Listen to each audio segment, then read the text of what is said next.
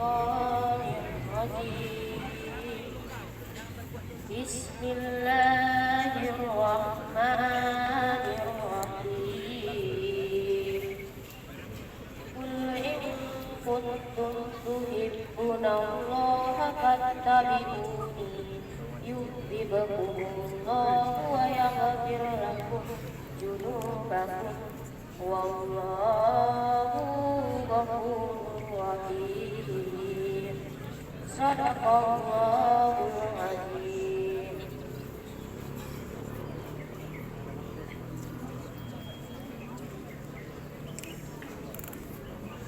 Aku berlindung kepada Allah dari godaan. Aku berlindung kepada Allah dari godaan setan yang terkutuk dengan menyebut nama Allah yang Maha Pengasih lagi Maha Penyayang. Katakanlah Muhammad, jika kamu mencintai Allah, ikutlah aku. Niscaya Allah mencintaimu dan mengampuni dosa-dosamu. Allah Maha Pengampun, Maha Penyayang. Maha benar Allah dengan segala firman-Nya.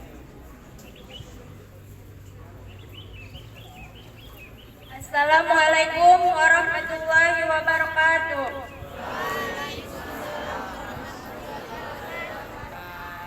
Puji syukur kehadirat Allah Subhanahu wa taala yang telah memberikan kita nikmat kesehatan, baik nikmat kesehatan jasmani maupun rohani, sehingga kita masih bisa melihat indahnya alam ciptaan.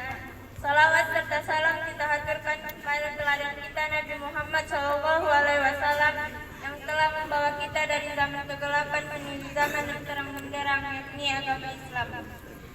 Yang saya hormati Bapak Kepala SMA Negeri 3 Padang Sidimpuan, yang saya hormati Bapak Guru dan staf Dewan Guru yang mengajar di SMA Negeri 3 Padang Sidimpuan, dan yang saya sayangi abang, kakak, adik, dan teman-teman saya sekalian. Pada kesempatan pagi ini, izinkan saya menyampaikan pidato saya berjudul Cinta Dalam Diam Menurut Pandangan Islam. Bagaimana sih cinta dalam diam menurut pandangan Islam? Cinta dalam diam menurut Islam adalah cara mencintai yang paling tepat ketika diri belum mampu terikat dalam sebuah ikatan suci, yaitu persukahan. Cinta dalam diam kepada lawan jenis juga perlu dilandaskan karena Allah. Hal ini tercantum dalam Quran surah Al-Imran ayat 31 yang artinya, katakanlah Muhammad, jika kamu mencintai Allah, ikutilah aku. Niscaya Allah mencintaimu dan mengampuni dosa-dosamu. Allah Maha Pengampun, Maha Penyayang. Pernah dengar kisah Ali bin Abi Thalib dengan Fatimah yang saling mencintai dalam diam? Saking diamnya mereka, setan pun tidak mengetahuinya. Suatu ketika Fatimah dilamar oleh seorang laki-laki sangat dekat dengan Rasulullah. Dia telah mempertaruhkan harta, jiwa, dan kedudukannya untuk Islam. Dialah Abu Bakar. Mendengar kabar itu, Ali terkejut. Muncullah rasa yang dia pun tak mengerti. Namun dibandingkan dengan Abu Bakar, Ali hanyalah seorang pemuda yang miskin, sedangkan Abu Bakar ialah seorang saudagar. Melihat dan mempertimbangkan itu semua, Ali ikhlas dan bahagia jika melihat Fatimah menikah dengan Abu Bakar. Meskipun hati tak bisa membohonginya. Namun beberapa waktu berlalu, Ali mendengar bahwa lamaran Abu Bakar ditolak oleh Fatimah. Mendengar kabar itu, Ali merasa ia masih mempunyai kesempatan. Dia pun segera mempersiapkan dirinya. Namun ujian Ali tidak sampai di situ. Dia diuji lagi dengan datangnya seorang laki-laki yang gagah dan perkasa lagi pemberani. Seorang laki-laki yang setan pun takut kepadanya. Dia memberi gelar Al-Faruq. Dialah Umar ibn Khattab. Dia yang terkenal dengan pemisah antara kebatilan dan kebenaran. Melihat itu, lagi-lagi Umar harus merasa ikhlas dan ridha jika Fatimah menikah dengan Umar. Namun, tanggapan Ali salah. Dia mengira bahwa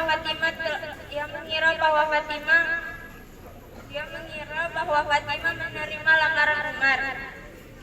Saat sedang memikirkan itu, datanglah seorang sahabat Ali dan menyampaikan sarannya untuk Ali menemui Rasulullah.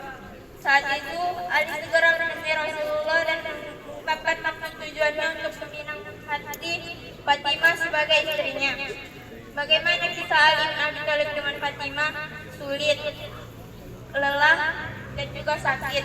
Tapi percayalah, jika jodoh, maka akan ada cara untuk mendekat. Alam semesta akan bergerak menyatukan dengan sesuai kehendak yang Maha Kuasa. Ketika hatimu terlalu berharap kepada seseorang, maka Allah timpakan kepadamu pedihnya sebuah pengharapan, supaya kamu mengetahui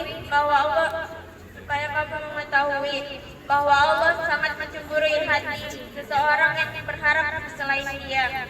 Maka Allah juga mengujimu dengan perkara tersebut supaya kamu kembali kepadanya. Demikianlah yang dapat saya sampaikan. Apabila ada tutur kata, saya mohon ampun. Kepada Allah saya mohon ampun. Wabillahi taufiq wal hidayah. Assalamualaikum warahmatullahi wabarakatuh.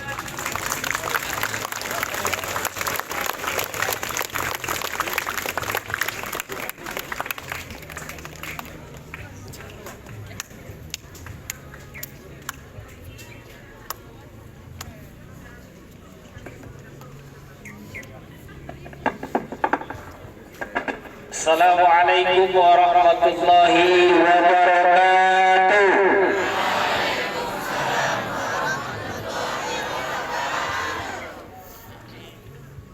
Hamdan syukran lillah. Salatu wassalamu ala Rasulillah. Asyhadu an la ilaha illallah wahdah.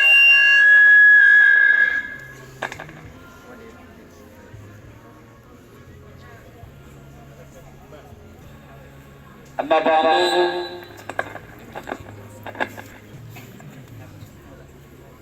Yang sama-sama kita hormati Bapak Ibu,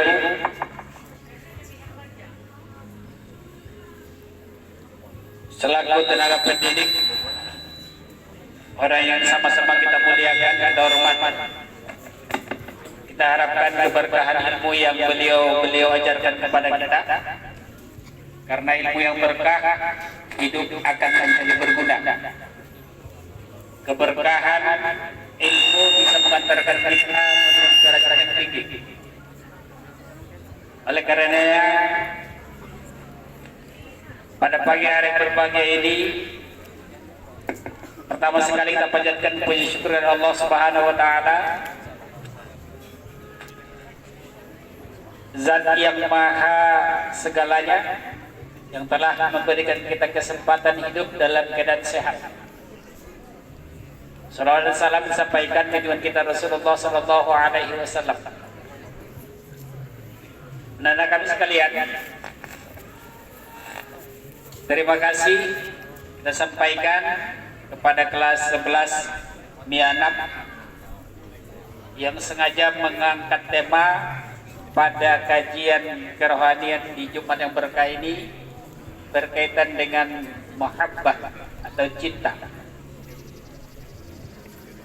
Sekedar untuk mempertajam apa yang disampaikan oleh kelas 11 Mianam. Tapi sebelumnya perlu kita klarifikasi. Kalau kita simak narasi yang disampaikan oleh pensarah tadi, beliau beranjak dari sebuah perjalanan kisah cinta putri kesayangan baginda Rasulullah, Fatimah, dengan sahabat Rasulullah sekaligus baberenya Rasulullah, Sayyidina Ali. Kita paham bahwa ada sedikit kekeliruan di dalam penyampaian nama, sehingga bagi yang baru mengenal yang namanya Fatimah, Abu Bakar dan Ali pada narasi yang disampaikan, seolah-olah Fatimah itu dinikahi oleh Abu Bakar tadi ya. Jadi kita paham itu, makanya kalau mau menyampaikan sebuah narasi sejarah itu harus betul-betul kita pahami si A pelakunya ini, si B dia kapasitasnya ini, si C dia menjadi seorang ini, sehingga ketika menyampaikan tidak ada kekeliruan, tapi kita paham lah itu. Namun yang jelas pesannya adalah Abu Bakar menjumpai Ali diminta semacam persetujuan untuk menikahi putrinya Rasulullah SAW. Anak-anak sekalian, ada yang mengenal seorang sahabat atau pernah membaca kisah seorang sahabat, bukan sahabat ya, seorang ulama besar, Ibnu Hazm. Ibnu Hazm itu adalah ulama besar yang lahir di Cordoba, Spanyol. Ibnu Hazm unik. Ibnu Hazm lain dengan ulama-ulama yang besar terdahulu. Kenapa? Karena Ibnu Hazm dia mulai mencintai yang namanya Islam itu di usia 40 tahun. Dia baru sadar ternyata sesuatu hal yang pertama yang harus kita cintai itu adalah agama. Ketika seseorang sudah mencintai agama, apapun yang termaktub di dalam aturan agama itu sendiri, maka cintanya akan mengalir. Maka beliau mengatakan, ketika kamu di tengah-tengah keramaian, maka sunyikanlah dirimu. Itu tips yang beliau sampaikan kepada kita untuk meraih cinta kepada siapapun, baik kepada Allah, baik kepada orang tua, baik kepada orang yang kalian cintai. Beliau memberikan tips seperti ini: di tengah-tengah keramaian, maka sunyikanlah dirimu. Maka di tengah-tengah kesunyian, maka ramaikanlah dirimu. Apa maksudnya itu? Ini filosofi sekali bahasa Ibnu Hazm. Bapak ulangi, coba maknai dulu ya. Beliau mengatakan, ini terkait dengan cinta tadi. Ramaikanlah jiwa dan hati batinmu di tengah-tengah kesunyian, atau sebaliknya, sunyikanlah jiwa dan batinmu di tengah-tengah keramaian. Dia ada maksudnya. Maksudnya kata beliau adalah, ketika kamu berinteraksi oleh sekian banyak orang dari segala macam komunitas, etnis, suku, bangsa, seperti inilah. Kita berkeyakinan yang putra ini terdiri dari beberapa suku. Betul perempuan yang ada di depan saya dan saya kiri saya. Ini kita rame, atau di dalam kelas, atau dimanapun. Kategori tiga yang dimaksud, kategori rame yang dimaksud adalah lebih dari 3 orang. Beliau mengatakan, ketika kamu di tengah-tengah keramaian, maka sunyikanlah dirimu. Maksudnya adalah jangan banyak berbicara. Itu adalah bukti cinta kamu kepada orang yang sudah kamu pergauli. Diamkan dirimu. Itu maknanya. Lalu kemudian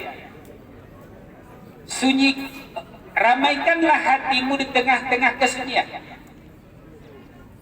Ketika kamu sendirian, baik di masjid maupun dimanapun, ketika kamu sendiri, maka ramaikanlah dirimu, menghadirkan orang-orang yang kamu cintai dengan senantiasa bermunajat kepada Allah, dan yakinlah ketika kamu menghadirkan orang-orang yang kamu cintai, lalu kemudian kamu berbaik sangka kepadanya, malaikat itu akan meramaikanmu.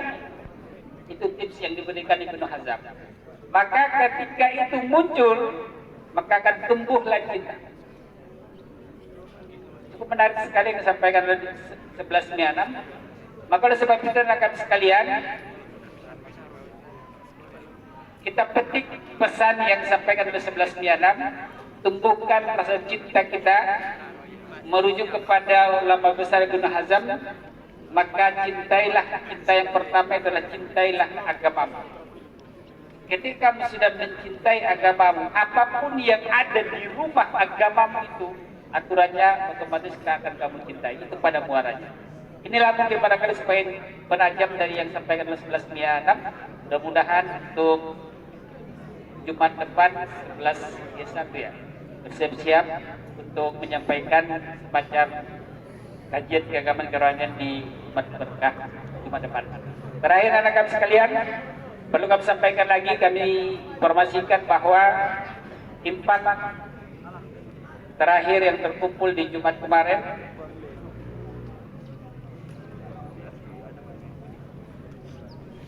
sebesar 4.845.500 rupiah. Sekali lagi kami sampaikan, impak yang terkumpul dari anda sekalian per Jumat terakhir belum masuk ini 4.845.500 rupiah.